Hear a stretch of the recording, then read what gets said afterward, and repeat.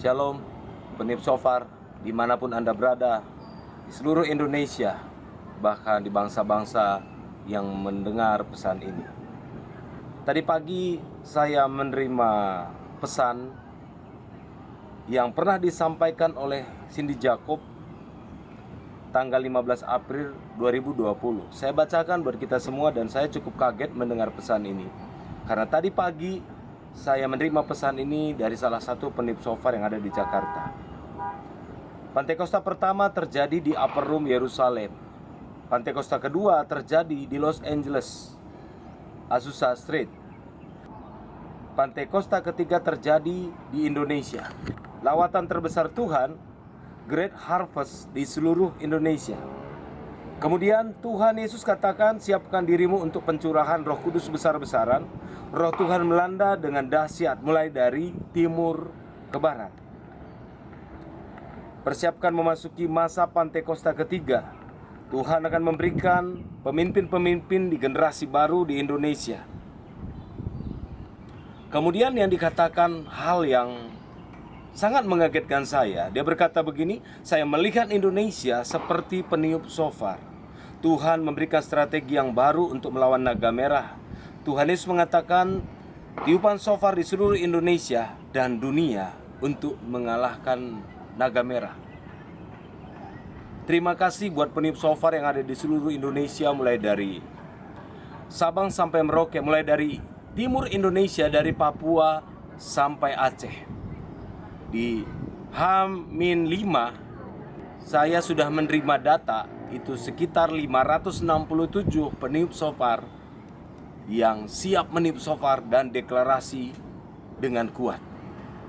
Ditambah ada begitu banyak orang yang meminta suara rekaman shofar. Mereka yang tidak bisa meniup shofar, mereka yang tidak memiliki shofar, maka mereka membunyikan shofar lewat handphone mereka, mulai deklarasi, melakukan apa yang pernah disampaikan oleh nabinya. Saya sangat berterima kasih karena ada begitu banyak kelompok yang mereka tidak sekedar meniup shofar di depan rumah, ataupun di teras, ataupun di sekitar rumah mereka. Ada begitu banyak para pendoa, ibu-ibu, anak-anak, ada mereka turun ke jalan, ke lapangan, ke tempat yang tinggi untuk membunyikan sangkakala. Di dalam Alkitab ada begitu banyak dituliskan tentang sangkakala, hal-hal yang terjadi ketika sangkakala dibunyikan. Oleh sebab itu, mulai hari ini, untuk para peniup shofar, mari kita mulai mengupgrade diri kita, menambah pengertian kita.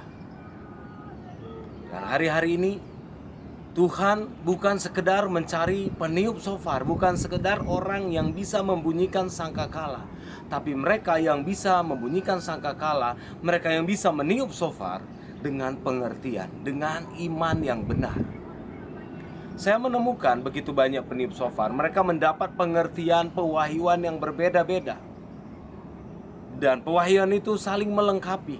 Karena di Alkitab sendiri dituliskan ketika sangkakala ditiup, maka ada daerah itu, wilayah itu, maka akan diperdamaikan dengan Tuhan.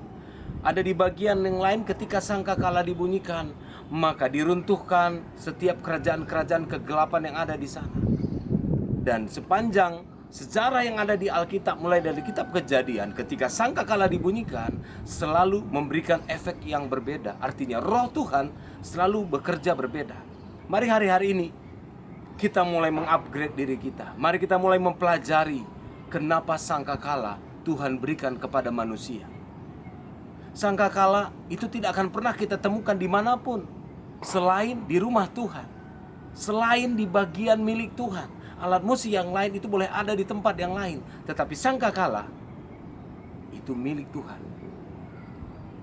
Bapak Ibu Saudara yang dikasihi oleh Tuhan, hari-hari ini saya hampir setiap hari menerima pesan, baik lewat Instagram, baik lewat SMS, WhatsApp. Semua mereka sedang berkata, kami ini peniup sangkakala. Di rumah kami, di gereja kami, di menara doa kami, ada sangkakala, ada shofar. Ajari kami bagaimana cara membunyikannya. Ajak kami mau ikut berdiri bagi kota ini, bagi bangsa ini. Kita semua tahu menjelang kedatangan Tuhan yang kedua kali akan ada pengangkatan orang-orang percaya. Dan itu ditandai dengan bunyi sangkakala yang dibunyikan oleh malaikat Tuhan. Di hari-hari ini Tuhan sedang menggerakkan para peniup sangkakala. Hari-hari ini Tuhan sedang membangunkan peniup sangkakala, bukan hanya di Indonesia, tapi di seluruh dunia. Saya begitu tadi pagi membaca pesan itu pesan 2 tahun yang lalu. Dan saya mulai berkata, Tuhan, saya perlu bertobat. 2 tahun saya kehilangan momen. Seharusnya 2 tahun yang lalu apa yang hari ini sedang kita kerjakan, 2 tahun yang lalu kita sudah kerjakan. Kita mulai berdiri bagi kota ini. Kita mulai mempersiapkan diri untuk Pantekosta yang ketiga.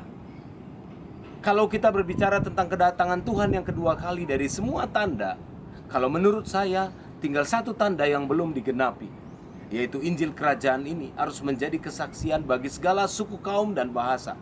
Barulah tiba kesudahannya. Dari semua tanda yang lain bicara tentang perang. Hari ini sedang ada perang di negara yang lain. Bicara tentang bencana, begitu banyak bencana yang melanda di seluruh dunia. Bicara kelaparan sudah pernah terjadi di belahan dunia yang lain.